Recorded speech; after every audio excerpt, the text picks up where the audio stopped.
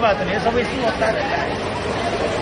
ভারতের চণ্ডীগড় বিমানবন্দরে বলিউড অভিনেত্রী কঙ্গনা রানাওয়াতকে চর মেরে আলোচনায় কুলবিন্দর কৌর নামের এক নারী। ঘটনার পর একটি ভাইরাল হওয়া ভিডিওতে কঙ্গনার প্রতি ক্ষোভ প্রকাশ করতেও দেখা গেছে তাকে।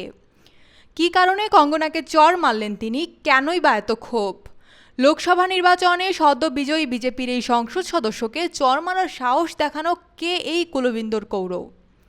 ভারতীয় গণমাধ্যমগুলো জানিয়েছে ২০২০ সালের কৃষক আন্দোলন নিয়ে কঙ্গনার করা মন্তব্যের বিষয়ে বেশ ক্ষুব্ধ ছিলেন কুলবিন্দর।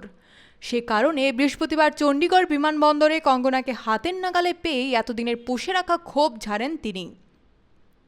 এদিকে চরকাণ্ডের একটি ভিডিও ভাইরাল হয়, যেখানে কুলবিন্দরকে চিৎকার করে বলতে শোনা যায়, আমার মা ছিলেন ওখানে।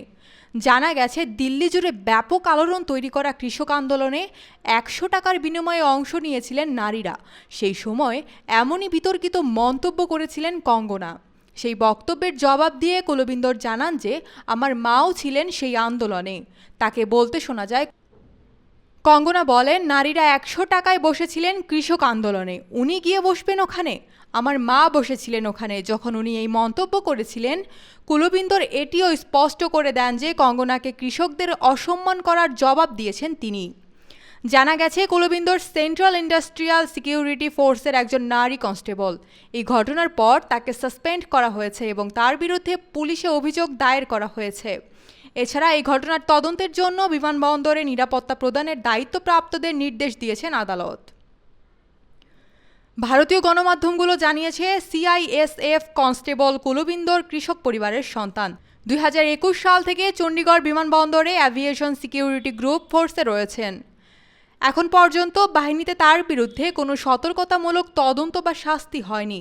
কর্মকর্তারা জানিয়েছেন তার স্বামীও একই বিমানবন্দরে কর্মরত। এদিকে নিজের সোশ্যাল মিডিয়ায় পোস্ট করে কঙ্গনা জানিয়েছেন বর্তমানে তিনি সুরক্ষিত রয়েছেন।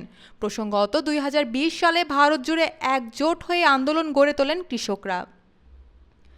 এতে উত্তাল হয় দিল্লির পরিস্থিতি। সেই সময় ওই আন্দোলনে বসে থাকা এক বৃদ্ধার ছবি পোস্ট করে কঙ্গনা লেখেন, ১০০ টাকাতেই লভ্য।